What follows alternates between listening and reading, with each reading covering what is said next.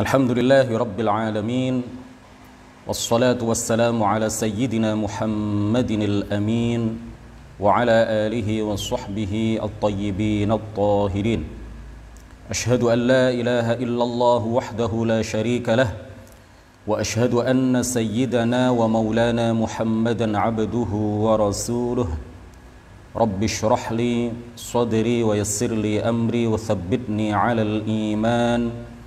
Allahumma la sahla illa ma ja'altahu sahla wa anta ya hayyu ya qayyum taj'alul hazna idza syi'ta sahla.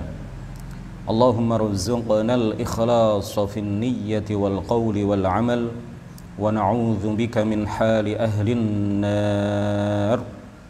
Amma ba'du. Para pemirsa, para peserta kajian online Yayasan Syahamah yang mudah-mudahan semuanya senantiasa mendapatkan limpahan taufik, rahmah serta hidayah dari Allah Subhanahu wa taala. Mulai hari ini, mulai sesi ini, pertemuan ini, insyaallah kita akan mengulas beberapa hal terkait dengan Maulid Nabi besar Muhammad sallallahu alaihi wasallam. Kita awali kajian tematik seputar Maulid, juga seputar Nabi Muhammad sallallahu alaihi wasallam pada sesi yang pertama ini dengan menjelaskan beberapa dalil terkait dengan kebolehan perayaan atau peringatan Maulid Nabi besar Muhammad sallallahu alaihi wasallam. Sebagaimana kita tahu, para peserta kajian yang dirahmati oleh Allah Subhanahu wa taala, bahwa sebagian aliran non ahlus sunnati wal jamaah menyatakan perayaan Maulid adalah sebuah bid'ah munkarah, sebuah bid'ah yang sesat, sebuah bid'ah yang dhalalah, sesuatu yang tidak pernah dilakukan oleh Rasulullah, tidak pernah dilakukan oleh para sahabat, tidak pernah dilakukan oleh para tabi'in, dan sesuatu yang tidak pernah dilakukan oleh mereka. Kata kalangan yang membid'ah-bid'ahkan ini adalah sesuatu yang bid'ah, sesuatu yang sesat, sesuatu yang mengantarkan kepada neraka. Bahkan ada sebagian tokoh mereka seperti Abu Bakar Al-Jazairi, seorang pengajar di Al-Masjid An-Nabawi, dia mengatakan bahwa sesembelihan yang disembelih dalam rangka perayaan Maulid Nabi besar Muhammad sallallahu alaihi wasallam lebih haram hukum memakannya dibandingkan dengan hukum memakan daging babi. Na'udzubillahi min dzalik. Bahkan ada sebagian dari mereka yang sangat ekstrim yang menyatakan bahwa merayakan Maulid Nabi besar Muhammad sallallahu alaihi wasallam sama halnya dengan perbuatan syirik, akan mengeluarkan seseorang dari Islam. Tidak hanya sekedar haram, kata golongan yang ekstrim ini, tidak hanya sekedar bid'ah yang sayyi'ah, tetapi ini adalah perbuatan syirik yang merupakan penyembahan terhadap selain Allah Subhanahu wa taala, penyembahan terhadap Muhammad, karena mereka menganggap bahwa di dalam perayaan Maulid orang-orang biasanya mengagung-agungkan Nabi besar Muhammad sallallahu alaihi wasallam di atas derajatnya, sampai-sampai menuhankannya, sampai-sampai menyembahnya, dan ini adalah bentuk kemusyrikan kata mereka, dan ini mengeluarkan seseorang dari Islam. Kemudian ada lagi sebagian di antara mereka, misalkan tokoh yang sangat terkenal sekali yang dicekal di negara tempat dia tinggal, dicekal juga di Malaysia. Beberapa waktu yang lalu dia datang ke Indonesia menyampaikan ceramah di mana-mana. Padahal banyak orang yang tidak tahu hakikatnya. Dia sejatinya berakidah Wahabi. Dia sejatinya adalah orang yang menyebarkan akidah-akidah yang sangat bertentangan dengan apa yang diajarkan dan diyakini oleh para kiai dan para ulama di Indonesia. Dr. Zakir Naik ya. Dia mengatakan bahwa peringatan Maulid Nabi adalah sebuah bid'ah yang sesat. Dia juga menyatakan bahwa peringatan Maulid Nabi adalah bentuk tasyabbuh, penyerupaan dengan orang-orang Yahudi dan orang-orang Nasrani. Nah, ini tentu adalah sesuatu yang sangat bertentangan dengan apa yang diyakini, dengan apa yang diajarkan oleh para ulama ahli sunnati wal jamaah, bahwa sebenarnya peringatan maulid adalah sebuah bid'ah ya, tetapi bukanlah bid'ah yang sayyi'ah, bukanlah bid'ah yang dhalalah, bukanlah bid'ah yang sesat. Tidak pernah dilakukan oleh Rasulullah, iya.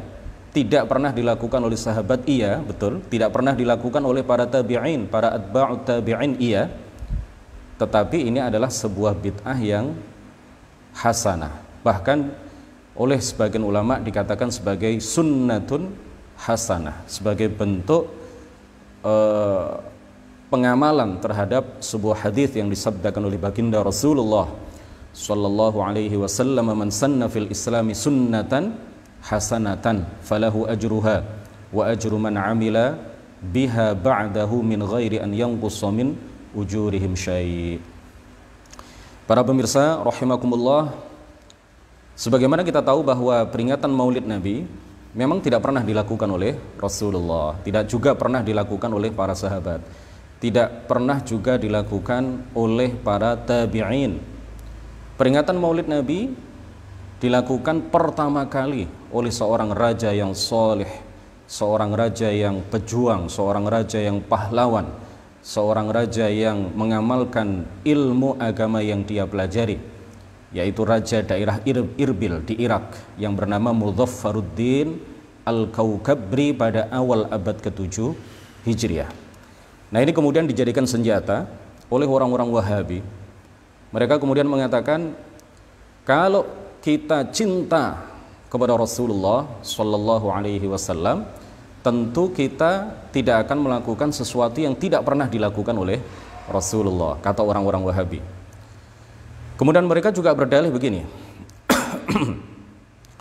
kalau kalian wahai orang-orang yang merayakan maulid, melakukan perayaan maulid, itu artinya kalian mengklaim diri kalian lebih paham mengenai Al-Quran dan hadis dibandingkan dengan Rasulullah. Mereka kemudian menuduh kita yang macam-macam. Lalu mereka kemudian menjelaskan lebih lanjut bahwa orang yang paling paham terhadap Al-Quran dan hadis adalah Rasulullah. Kemudian setelah itu para sahabat, kemudian setelah itu para tabi'in, as-salafus salih. Kalau di antara mereka tidak ada yang pernah merayakan maulid, kenapa kita merayakan maulid? Apakah kita lebih paham terhadap Al-Quran dan hadis dibandingkan dengan Rasulullah, para sahabat, dan para tabi'in? Bagaimana cara menjawabnya? Mudah sekali. Kita katakan kepada mereka bahwa siapa yang lebih paham mengenai Al-Quran dan hadis dibandingkan dengan para pakar hadis? Apakah kalian atau para pakar hadis? Kenapa kalian memfatwakan sesuatu yang berbeda dengan apa yang dipahami oleh, dengan apa yang difatwakan oleh para pakar hadis? Di antaranya adalah Al-Hafidh Ibnu Hajar Al-Asqalani, Al-Hafidh As-Suyuti, Al-Hafidh As-Sakhawi, dan para hufadzul hadis yang lain. Mereka lebih paham terhadap makna hadis, mereka lebih paham terhadap makna Al-Quran dibandingkan dengan pemahaman Al-Quran dan hadis yang kalian pahami, dibandingkan dengan pemahaman kalian wahai orang-orang Wahabi terhadap Al-Quran dan hadis. Siapa yang lebih paham? Tentu mereka dibandingkan dengan orang-orang Wahabi. Mereka mengatakan para hufadzul hadis, ulama-ulama pakar hadis yang diakui kepakaran hadis mereka, tidak saja oleh kalian wahai orang-orang Wahabi, tetapi oleh semua ulama di seluruh dunia dari masa ke masa. Siapa yang tidak mengenal Ibnu Hajar Al-Asqalani, siapa yang tidak mengenal As-Sakhawi, siapa yang tidak mengenal As-Suyuti, semuanya menyatakan bahwa peringatan Maulid Nabi itu boleh. Apakah kalian mengklaim bahwa mereka para hufadzul hadis ini menganggap diri mereka lebih paham terhadap Al-Quran dan hadis dibandingkan dengan Rasulullah sallallahu alaihi wasallam, dibandingkan dengan para sahabat, dibandingkan dengan para tabi'in? Tidak. Justru mereka lah memahami dari sekian ayat Al-Quran, dari sekian hadis, bahwa sejatinya Rasulullah tidak melarang sesuatu yang meskipun tidak beliau lakukan, ya, tetapi kalau itu sesuatu yang tidak bertentangan dengan Al-Quran dan hadis, maka itu boleh kita lakukan.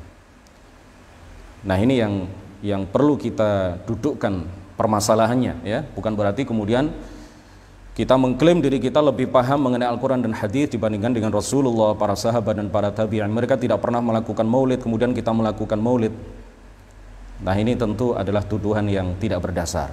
Karena yang kita ikuti adalah pemahaman para ulama. Yang kita terapkan, ya, yang kita berlakukan ketika kita merayakan maulid, itu bukan pemahaman kita sendiri sebenarnya. Tetapi hal itu adalah berdasarkan pemahaman yang dipahami dan dilakukan oleh para ulama, oleh para hufadzul hadis, oleh para ulama dari berbagai disiplin keilmuan. Semuanya, ya, menganggap, menilai bahwa perayaan maulid meskipun tidak pernah dilakukan oleh Rasulullah, oleh para sahabat, oleh para tabi'in, tetapi menurut mereka karena hal ini tidak bertentangan dengan prinsip-prinsip dasar Al-Quran, dengan prinsip-prinsip dasar hadis, tidak bertentangan dengan akidah, tidak bertentangan dengan prinsip-prinsip dasar Islam, tidak bertentangan dengan syariat, bahkan sesuai dengan Al-Quran dan hadis, maka kemudian mereka menyatakan dan memfatwakan mengenai kebolehan perayaan dan peringatan Maulid Nabi besar Muhammad sallallahu alaihi wasallam. Para hadirin, para pemirsa rahimakumullah, orang yang pertama kali merayakan Maulid sebagaimana tadi sudah disampaikan adalah Raja Irbil. Ya, Irbil itu sekarang masuk daerah Irak. Raja Irbil pada awal abad ke-7 Hijriah yang bernama Raja Muzaffaruddin Al-Kaukabri rahimahullah. Dalam perayaan Maulid yang pertama kali digelar pada saat itu, beliau mengundang para muhadditsin, para ahli hadis, para ahli fiqih, para ahli tafsir, para ahli tasawuf, orang-orang sufi, para ulama, para aulia, beliau undang. Beliau menggelar perayaan Maulid itu secara besar-besaran, menyembelih ribuan unta, menyembelih ribuan kambing, kemudian dihidangkan kepada orang-orang yang hadir pada saat itu. Dan yang hadir di dalam perayaan Maulid Nabi besar yang pertama kali digelar pada saat itu tidak hanya orang-orang awam, tetapi juga para ulama dari berbagai disiplin keilmuan. Mereka juga diundang dan hadir. Seandainya ini adalah sesuatu yang bertentangan dengan syariat, maka pasti para ulama ketika itu tidak ada yang hadir, dan yang hadir hanyalah orang-orang awam. Tetapi karena para ulama pada waktu itu menilai bahwa ini adalah sesuatu yang baik, sebagai bentuk syukur kita, sebagai bentuk syukur mereka umat Islam kepada Allah Subhanahu wa taala atas kelahiran Nabi besar Muhammad sallallahu alaihi wasallam, mereka merayakan Maulid sebagai bentuk syukur kepada Allah atas nikmat yang teragung ini, atas nikmat yang terbesar ini. Kemudian mereka hadir bersama-sama dengan orang awam, bersama-sama dengan para pejabat, bersama dengan raja ketika itu. Mereka sama-sama hadir untuk merayakan peringatan Nabi besar Muhammad sallallahu alaihi wasallam. Nikmat apa yang Allah anugerahkan kepada kita yang lebih agung dibandingkan dengan nikmat kelahiran Nabi besar Muhammad sallallahu alaihi wasallam? Dengan sebab beliau kita mengenal Allah. Dengan sebab beliau kita mengetahui bahwa Allah adalah pencipta alam semesta, pencipta segala sesuatu, Tuhan yang berbeda dengan segala sesuatu, Tuhan yang menghendaki terjadinya segala sesuatu, Tuhan yang ada tanpa tempat, tanpa arah, tanpa bentuk, tanpa warna, tidak menyerupai segala sesuatu. Dengan sebab beliau kita mengenal Islam, satu-satunya agama yang benar, satu-satunya agama yang hak, agama yang tidak hanya dibawa oleh beliau, tetapi juga agama yang dibawa oleh seluruh nabi, seluruh rasul, mulai dari nabi dan rasul yang pertama, yaitu baginda Nabi Agung, Nabi besar Adam alaihi salam, sampai nabi yang terakhir, Nabi Agung, Nabi besar, Nabi kita, Nabi akhir zaman, penutup para nabi dan rasul, yaitu Nabi Muhammad sallallahu alaihi wasallam. Oleh karena itulah di dalam sebuah hadis Rasulullah sallallahu alaihi wasallam menegaskan kepada kita semuanya, innama anar rahmatul muhdah, tidaklah aku ini kecuali adalah rahmat yang dihadiahkan kepada kalian semua. Rasulullah adalah rahmat bagi alam semesta. Rasulullah adalah hadiah yang paling agung bagi kita semuanya. Rasulullah adalah nikmat yang paling besar bagi kita semuanya. Kalau kemudian orang-orang, ya termasuk kita pada saat ini, dimulai dengan beliau Raja Irbil, Raja Muzaffaruddin Al-Kaukabri pada awal abad ke-7, kemudian diikuti oleh jutaan umat Islam, tidak hanya di Irak, ya, di mana perayaan Maulid itu pertama kali digelar, tetapi juga di berbagai belahan dunia. Tidak hanya ribuan, tidak hanya ratusan ribu, jutaan umat Islam di seluruh dunia, di berbagai belahan bumi, sejak saat itu sampai sekarang, dari tahun ke tahun, dari masa ke masa, merayakan peringatan Maulid Nabi besar Muhammad sallallahu alaihi wasallam. Maka hal itu dinilai oleh para ulama sebagai sesuatu yang baik, sesuatu yang sangat indah, sesuatu yang mendidik, sesuatu yang menanamkan kecintaan kepada umat terhadap baginda Nabi mereka, yaitu Nabi besar Muhammad sallallahu alaihi wasallam.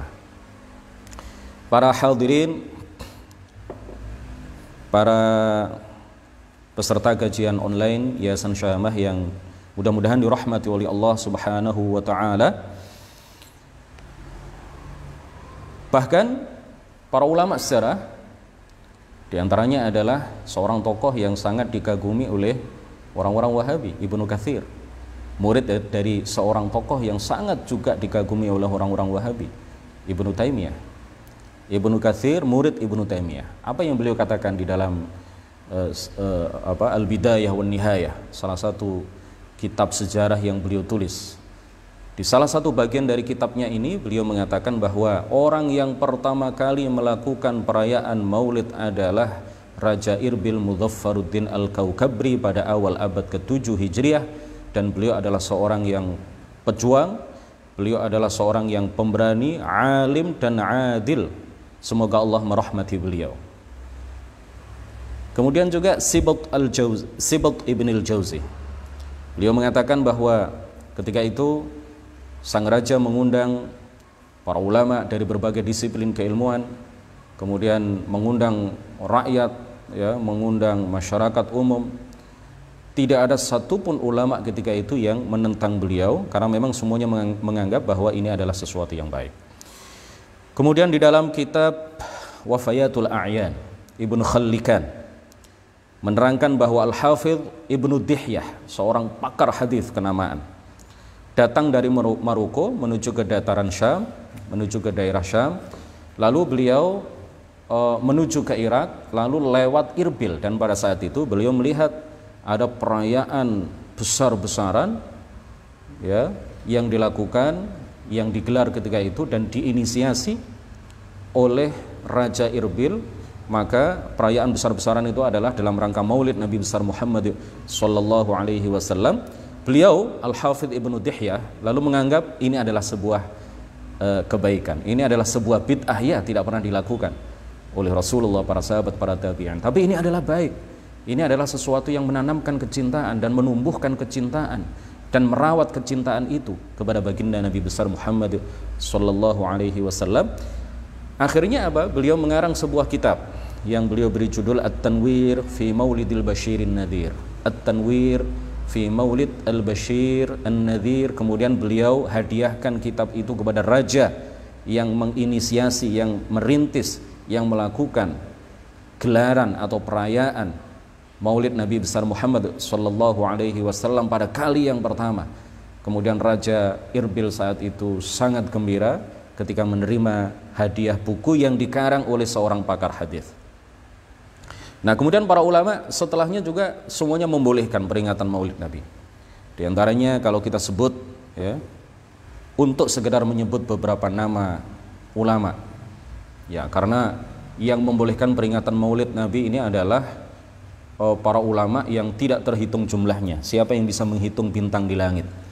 Ya, bagaikan bintang di langit, para ulama yang membolehkan perayaan Maulid Nabi besar Muhammad sallallahu alaihi wasallam jumlahnya sangat banyak dan kita tidak bisa menghitung nama mereka satu persatu. Untuk sekedar menyebut nama, misalkan Al-Hafidh Ibnu Dihyah yang wafat pada tahun 633 Hijriah. Al-Hafidh Al-Iraqi. Kalau disebut Al-Hafidh berarti yang bersangkutan adalah seorang pakar hadis yang diakui kepakaran di dalam ilmu hadis oleh para ulama, oleh para para pengarang kitab dari berbagai disiplin keilmuan. Al-Hafidh Al-Iraqi wafat pada tahun 806 Hijriah. Al-Hafidh Ibnu Hajar Al-Asqalani yang wafat pada tahun 852 Hijriah. Al-Hafidh As-Suyuti, seorang ulama kenamaan yang sangat masyhur di Indonesia, yang wafat pada tahun 911 Hijriah. Al-Hafidh As-Sakhawi wafat pada tahun 902 Hijriah. Syekh Ibnu Hajar Al-Haytami, ini juga seorang ulama fikih kenamaan yang kitab-kitabnya dikaji di hampir seluruh pesantren di Indonesia. Beliau juga membolehkan perayaan Maulid. Beliau wafat pada tahun 974 Hijriah. Syekh Muhammad Bakhit Al-Muti'i, ini beliau sebagian dari kata-kata beliau yang menghantam golongan Wahabi dikutip oleh Mbah Hashim di dalam kitab Risalatu Ahli Sunnati wal Jamaah. Beliau wafat pada tahun 1354 Hijriah. Beliau adalah mantan mufti Mesir. Mantan mufti Mesir. Beliau juga membolehkan perayaan Maulid Nabi besar Muhammad sallallahu alaihi wasallam. Syekh Mustafa Najah wafat pada tahun 1351 Hijriah, mantan mufti Beirut.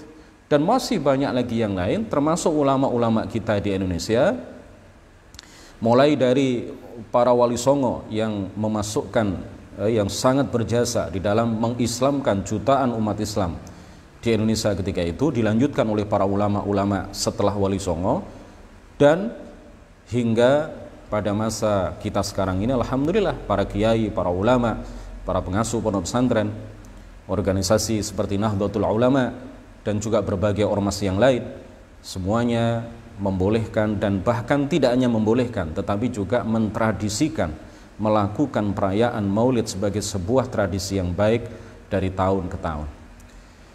Jika dikatakan oleh mereka, oleh orang-orang yang anti Maulid, Mbah Hashim pernah melarang Maulid. Iya, beliau pernah melarang Maulid, tetapi perlu ditegaskan, ya, kalian harus amanah, kalian harus punya amanah keilmuan di dalam mengutip apa yang pernah disampaikan oleh Mbah Hashim Asy'ari. Beliau melarang maulid yang dilakukan dengan perbuatan-perbuatan mungkar.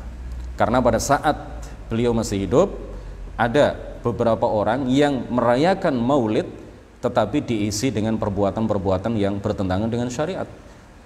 Kalau ada orang yang merayakan maulid kemudian isinya, acara-acaranya di dalam perayaan maulid itu adalah acara-acara yang bertentangan dengan syariat, tentu tidak hanya Mbah Hashim yang melarang, tentu tidak hanya Kiai Haji Muhammad Hashim Asy'ari yang melarang, tapi semua ulama juga melarang.